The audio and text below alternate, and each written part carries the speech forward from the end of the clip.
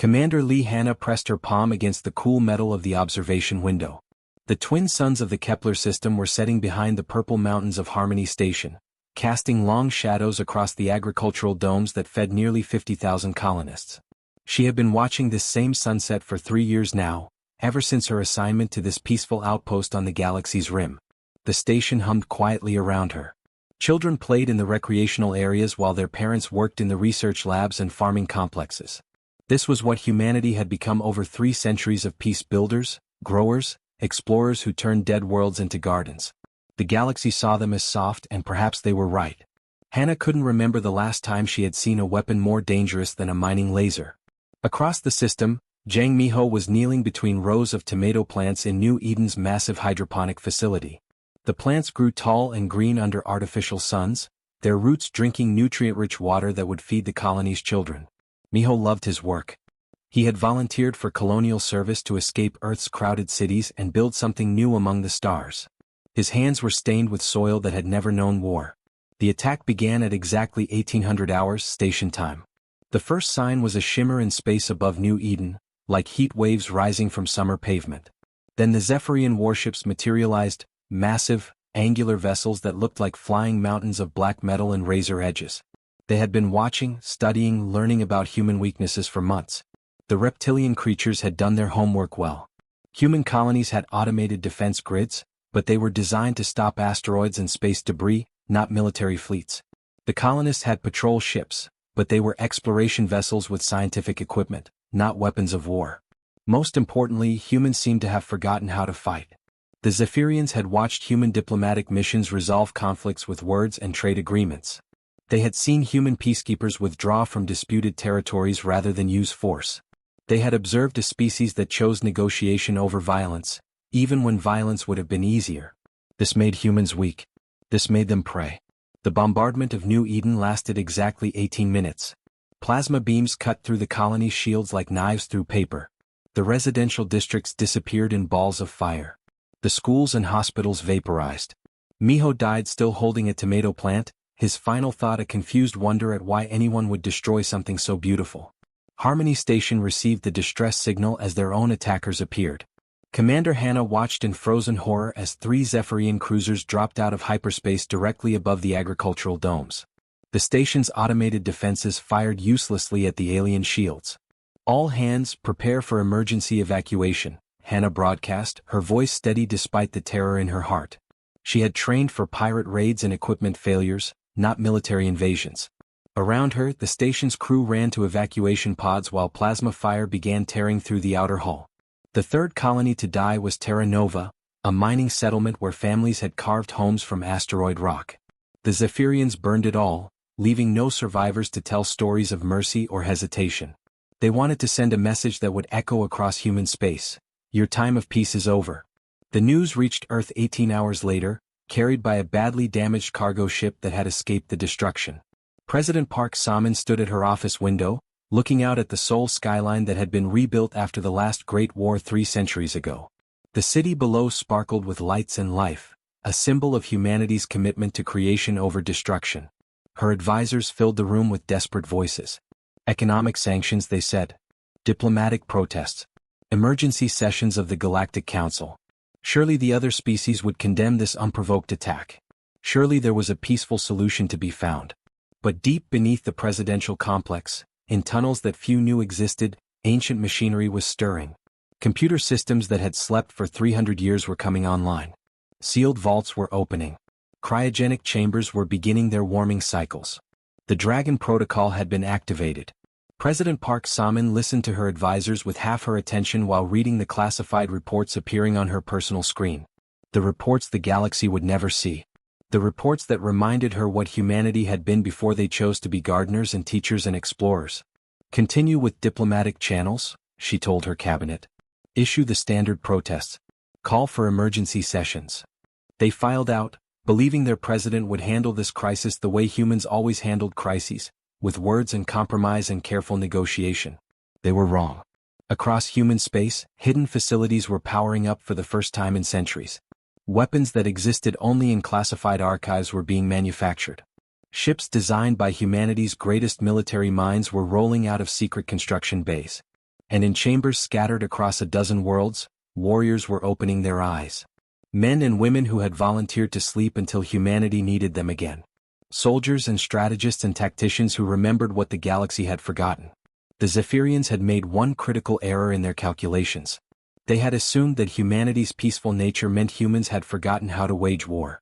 They believed that 3 centuries of diplomacy had bred the killer instinct out of the human species. They had awakened something that had been dreaming of battle for 300 years. The dragons were stirring and they were very, very hungry.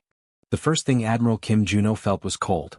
Not the deep cold of space, but the sharp, biting cold of awakening flesh that had been frozen for 200 years. His eyes opened slowly, focusing on the soft blue lights of the cryogenic chamber as warm air filled his lungs for the first time since 2825. The chamber door slid open with a soft hiss. Juno's legs were weak as he stepped onto the metal floor, but his mind was sharp and clear. The memories came flooding back like a dam bursting: orbital bombardments over Proxima Station, fleet maneuvers through the asteroid fields of Vega, the final battle that had ended humanity's age of conquest and begun their age of peace. He had volunteered for the sleep. They all had. When humanity chose to put away their weapons and become explorers instead of conquerors, someone had to remember how to fight. Someone had to be ready for the day when peace was no longer possible. That day had come. Across the facility, more chambers were opening. General Choi Yuna sat up in her pod, flexing fingers that had once commanded armies across 3 star systems. Her body was stiff, but her tactical mind was already working, processing the data streams flowing across the chamber's displays. Colony attacks. Civilian casualties. An enemy that thought humans had forgotten how to wage war. Captain Shin Jiho pulled himself from his chamber and immediately moved to the weapons locker that had waited for him through 2 centuries of sleep. Inside were designs that had been classified at the highest levels, weapons so powerful that peaceful humanity had decided they were too dangerous to exist. As his hands traced the blueprints, muscle memory returned. These were instruments of destruction that could crack planets or vaporize fleets. He smiled for the first time in 200 years. Director Yoon Min-soo stood in the command center, watching holographic displays that showed him the galaxy's reaction to the Zephyrian attacks. Intelligence reports flowed across the screens in real time. The reptilian species was mobilizing their full military might, confident that humans would negotiate rather than fight. Their analysts predicted complete human surrender within months. Other alien species were already making plans. The Andromedans were calculating which human systems they wanted to claim. The Centauri Republic was positioning trade fleets to take over human shipping routes. The Galactic Council was preparing economic aid packages for human refugees. They all believed the Terran Federation was finished. Min-soo touched a control panel, and the display changed to show classified facilities throughout human space. Shipyards hidden inside asteroids were coming online. Manufacturing plants disguised as research stations were beginning production. Weapons caches buried beneath peaceful colonies were being opened for the first time in centuries. The galaxy thought humans had become weak because they had chosen peace. They had forgotten that choice required strength. They had forgotten what humans were capable of when that choice was taken away. On Luna Base, Engineer Park Hyok stood before a massive industrial complex that had been sleeping beneath the moon's surface. For 3 centuries, it had been disguised as a mineral processing facility. Mining robots had dutifully extracted resources while keeping the facility's true purpose hidden from orbital scans. Now the robots were assembling warships. The first vessel to emerge was unlike anything in the current human fleet. Where colonial patrol ships were elegant and peaceful, this craft was all angles and armor plating.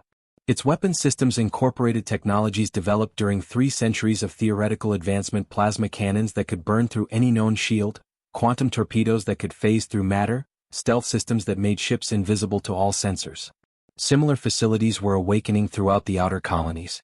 The Zephyrians had chosen their targets well, attacking lightly defended agricultural worlds far from Earth's protection. What they hadn't known was that those same regions contained humanity's most carefully hidden military assets.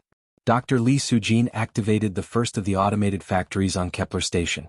The facility had masqueraded as an agricultural research center, studying ways to grow food on hostile worlds. In reality, it manufactured combat armor and weapons systems that had been designed but never built. The factory's first products were suits of powered armor that could turn individual soldiers into one-person armies.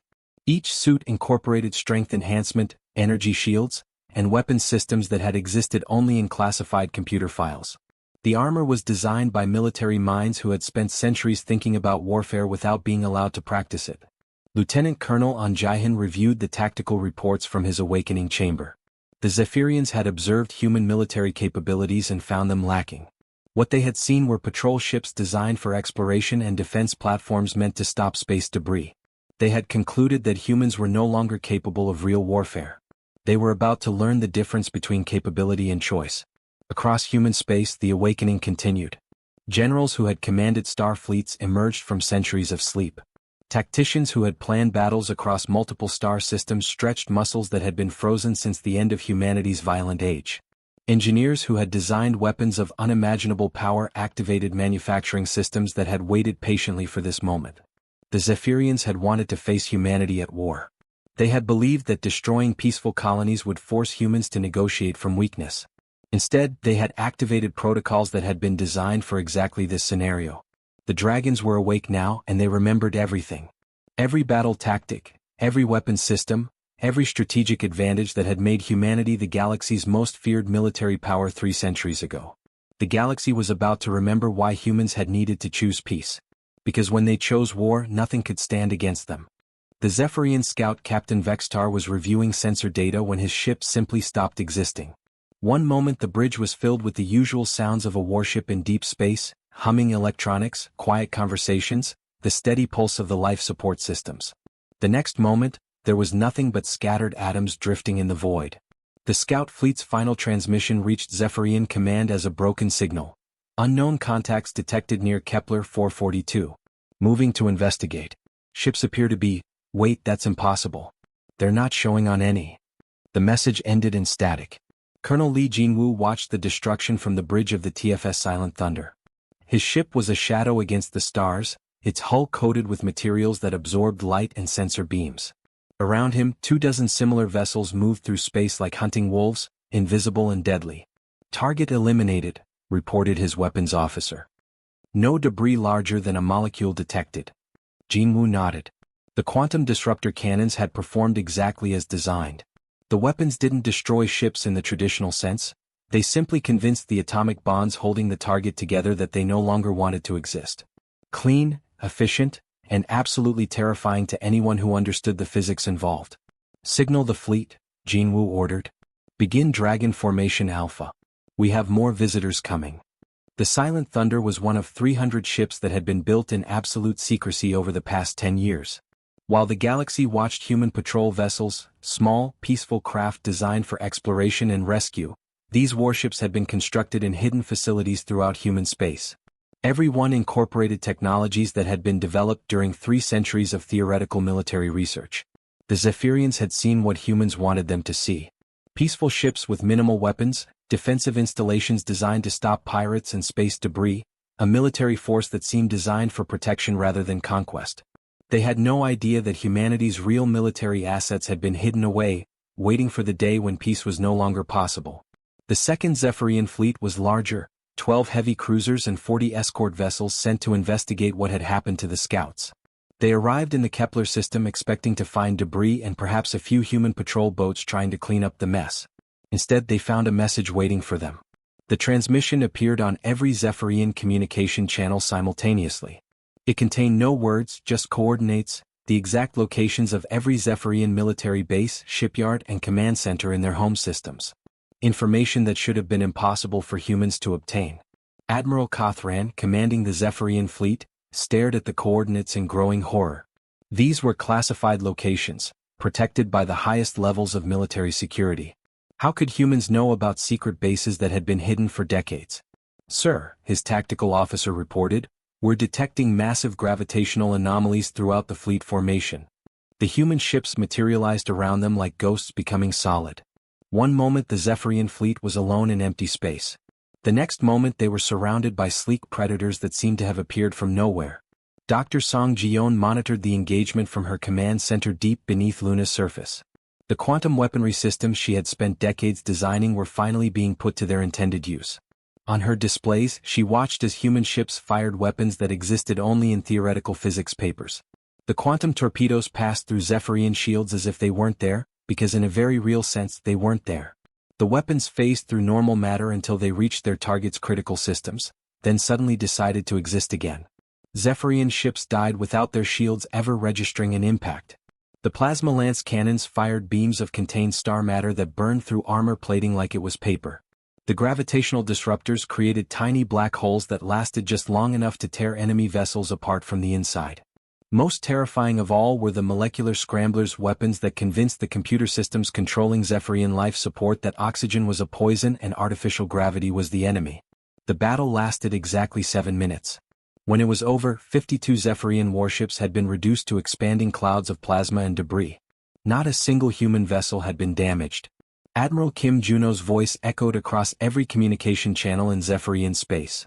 His words were broadcast from transmission stations the reptilian species hadn't known existed, using encryption codes they couldn't break, reaching places that should have been impossible to access. "You wanted to test humanity's strength," his voice said calmly. "You believed that 3 centuries of peace had made us weak. You thought that destroying our colonies would force us to surrender. Congratulations. You have awakened dragons that have been dreaming of war for 300 years. On a dozen Zephyrian worlds, military commanders gathered around communication consoles, listening to words that chilled their reptilian blood. We remember everything our ancestors taught us about warfare," Juno continued. "We remember every battle tactic that conquered star systems. We remember every weapon that cracked worlds. We remember every strategy that brought empires to their knees. And we've had 3 centuries to make all of it better." The transmission ended with a simple message: "The hunt begins now." Throughout Zephyrian space, military bases went to maximum alert.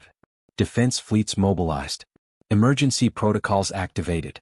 But their sensors showed nothing: no human fleets approaching, no invasion forces massing at their borders. They didn't understand that the human ships were already there, invisible and patient, studying their targets with the care of scientists and the hunger of predators. The dragons had risen, and they were very, very good at what they did. The alarm klaxons on Zephyr Prime had been screaming for 6 hours when the impossible happened. Human warships materialized inside the planet's supposedly impenetrable defense grid, appearing as if they had simply walked through the massive energy shields that had protected the Zephyrian homeworld for centuries. General Vraktoth stood in the Planetary Defense Center, staring at sensor readings that made no sense. The shields were still active. The energy barriers that could stop asteroids and fleet bombardments were functioning perfectly. Yet 30 human ships now hung in orbit above their capital city like dark angels of death. "How?" he whispered, his reptilian features twisted in confusion and fear. Major Kang Siola felt the familiar weight of powered armor as her assault pod broke through Zephyr Prime's atmosphere.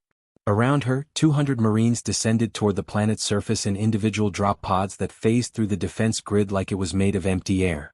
Her armor was a masterpiece of human engineering, incorporating 3 centuries of theoretical advancement into practical military hardware. Strength enhancers let her punch through steel walls. Energy shields could stop plasma cannon fire. Weapon systems built into the suit made her a walking tank with the agility of a dancer. The Zephyrians had never seen anything like it. Siola's pod crashed into the courtyard of Military Command Center 7. She stepped out of the smoking crater as Zephyrian soldiers opened fire with their standard plasma rifles. The energy beams splashed harmlessly against her shields while she walked calmly toward their positions. Her response was measured and precise. Micromissiles launched from her shoulder pods, each one seeking a specific target with computer-guided accuracy. Neural disruptors fired invisible beams that shut down Zephyrian nervous systems without damaging their bodies. In 30 seconds, the entire defensive force was unconscious on the ground. "Facility secured," she reported through her helmet communicator. Proceeding to secondary objectives. Similar scenes were playing out across 17 star systems simultaneously. Every Zephyrian military base, shipyard, command center, and weapons depot came under attack at exactly the same moment. The coordination was perfect, the timing flawless, the execution absolutely merciless. Fleet Admiral Bei Taehyun watched the tactical displays from his flagship, the TFS Dragon's Wake. The massive vessel hung in space above the Zephyrian capital world, its hull bristling with weapons that could crack continents. Around him, holographic displays showed the progress of Operation Final Answer across Zephyrian space. "Sir," his communications officer reported, "we're receiving surrender offers from 14 Zephyrian fleet commanders. They're offering territorial concessions, war reparations, and complete military disarmament." Taehyun didn't respond. His attention remained fixed on the tactical displays showing the systematic destruction of Zephyrian military power. 3 centuries of careful planning were unfolding exactly as designed. "Sir," the officer pressed. "Should I respond to their surrender offers?" "No," Taehyun said quietly. "Continue the operation." The Zephyrians had made their choice when they attacked human colonies. They had declared that peaceful coexistence was impossible. Now they would learn what humanity looked like when peace was no longer an option. Captain Han Soo-young's stealth destroyer materialized directly above the Zephyrian High Command bunker, a massive underground facility that had been built to survive planetary bombardment. The bunker was buried beneath a kilometer of reinforced rock and protected by shield generators that could absorb nuclear explosions. None of that mattered. Soo-young's ship fired a single quantum dissolution beam. The weapon didn't destroy the bunker. Destruction implied that the bunker had existed and then stopped existing. Instead, the beam convinced every atom in the target area that it would rather be pure energy. The bunker didn't explode. It didn't collapse. It simply stopped being there, replaced by a perfectly spherical crater that glowed with residual radiation from matter-to-energy conversion. Similar attacks were happening throughout Zephyrian space. Military academies became empty lots. Weapons factories disappeared into quantum foam. Fleet headquarters transformed into expanding clouds of subatomic particles. The Zephyrians tried to fight back, but their weapons were designed to fight conventional enemies. Their plasma cannons couldn't lock onto ships that existed in quantum superposition. Their missiles exploded harmlessly against shields that redirected kinetic energy into parallel dimensions. Their best tactics meant nothing against an enemy that had spent 3 centuries developing perfect counter-strategies. Dr. Lim Young-ho monitored the neural suppression fields from his command ship. The technology was one of humanity's most carefully guarded secrets, weapons that could shut down consciousness without causing physical harm. Zephyrian soldiers simply fell asleep in the middle of combat, their minds overwhelmed by precisely calibrated electromagnetic pulses. It was warfare reduced to its most efficient form, the complete elimination of enemy resistance without unnecessary destruction of civilian infrastructure. Within 3 weeks, the Zephyrian hegemony ceased to exist as a military power. Their fleets were gone, their weapons destroyed, their command structure dismantled. The survivors found themselves under human occupation, protected by the same Marines who had conquered them. Other alien species watched the destruction with growing horror. Intelligence reports flooded galactic communication networks. Emergency sessions of the Galactic Council debated response options that all seemed inadequate. The truth was becoming clear to every civilization in the galaxy. Humanity hadn't been weak during their 3 centuries of peace. They had simply chosen not to demonstrate their strength. That choice had been predicated on other species respecting human colonies and human lives. The Zephyrians had made that choice impossible. Now the dragons were fully awake, and they had developed quite an appetite for warfare. The galaxy was learning what humans looked like when they stopped pretending to be gardeners and remembered that they had once been the most feared predators among the stars. The hunt was far from over. Ambassador Oh Min-jae stood before the largest gathering of alien species in galactic history. The Great Chamber of the Galactic Council buzzed with nervous energy as representatives from hundreds of worlds watched holographic displays showing the rebuilt human colonies. Where once there had been peaceful agricultural domes and research stations, now sleek warships patrolled the skies like metal sharks. The Andromedans shifted uncomfortably in their crystalline forms. The Centauri Republic's delegates whispered among themselves in their musical language. Even the mighty Stellar Consortium, who had once considered humans barely worth noticing, now watched the proceedings with careful attention. 6 months ago, Min-jae began, her voice calm and measured. The Zephyrian hegemony made a decision. They observed our peaceful colonies and decided that humanity was weak. They believed that 3 centuries of choosing diplomacy over warfare had bred the fight out of our species. Behind her, the displays changed to show before and after images of New Eden, Harmony Station, and Terra Nova. The first images showed burning ruins and scattered debris. The second showed thriving colonies protected by weapons platforms that made several alien delegates step backward involuntarily. They were wrong, Min-jae continued. For 3 centuries, humanity chose peace because we were strong enough to make that choice. We turned our weapons into farming tools because we could. We explored instead of conquered because conquest was beneath us. We traded instead of raided because we had moved beyond such primitive behaviors. The Galactic Council chamber was silent except for the translation devices converting her words into hundreds of alien languages. That choice, she said, remains available to all species. Peace is still possible. Cooperation is still preferred. Trade and cultural exchange are still humanity's first options when dealing with other civilizations. She paused, letting her words sink in before delivering the message that would reshape galactic politics.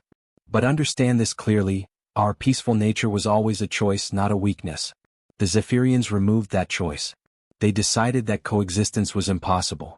We responded appropriately. On Earth, President Park Salmon signed the Colonial Defense Charter with a pen made from metal salvaged from the first Zephyrian ship destroyed in the war. The document authorized the permanent activation of the Dragon Fleet and established new protocols for defending human space. Admiral Kim Juno stood beside her, no longer the frozen warrior awakened from centuries of sleep, but the active commander of humanity's military forces. There would be no return to cryogenic chambers. The galaxy had proven that peace required constant vigilance to maintain. The sleeping dragons will sleep no more, Park Salmon announced to the assembled military commanders. You are tasked with ensuring that what happened to our colonies never happens again. The response was immediate and unanimous. Understood, Madam President. Across the galaxy, the remnants of the Zephyrian hegemony were being relocated to reservation worlds, planets selected for their ability to support reptilian life but lacking the resources for military reconstruction. It wasn't cruelty as some alien rights groups claimed. It was necessity. Former Zephyrian General Vraktoth stood in a simple dwelling on Kepler 7c, watching his people learn to farm instead of fight. Human administrators had dismantled every piece of military technology, erased every strategic database, even removed the martial artwork from their cultural centers. Why? He asked the human overseer, Captain Yoon Jaihai. Why not simply execute us for what we did? Jaihai looked at him with eyes that held no hatred, only professional competence. Because dead enemies can't serve as examples. Your people will remember what happens when someone attacks human colonies. Your children will grow up knowing that peaceful coexistence is the only acceptable option. The transformation of galactic politics was swift and absolute. Trade routes that had meandered through space for centuries suddenly bent around human territory like rivers flowing around impassable mountains. No merchant captain wanted to risk even accidentally entering human space without proper authorization.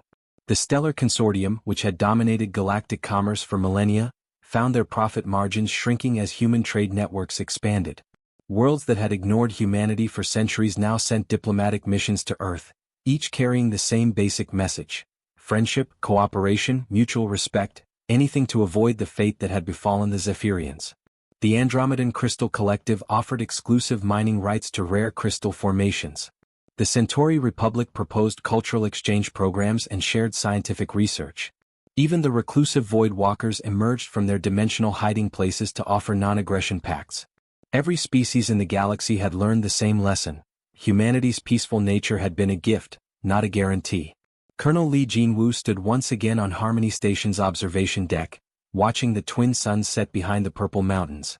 The view was exactly the same as it had been when Commander Hannah watched this same sunset before the Zephyrian attacks. The agricultural domes spread across the landscape in geometric patterns, filled with growing crops and playing children. But beneath those peaceful domes, quantum torpedo launchers waited in hidden silos. Orbital defense platforms disguised as communication satellites tracked every ship that entered the system. The patrol vessels that drifted lazily through local space carried enough firepower to sterilize worlds. The station had been rebuilt exactly as before, but now it was defended by weapons that could turn attacking fleets into expanding clouds of subatomic particles. Jinwu touched the memorial plaque that honored the colonists who had died in the original attack. Their sacrifice had awakened something in humanity that had been sleeping for 3 centuries, the understanding that peace was not the absence of the capacity for violence, but the choice not to use it. The dragons were awake now, and they would remain awake. They slept lightly when they slept at all, dreaming of peace but ready for war at a moment's notice. The galaxy had learned to respect that choice.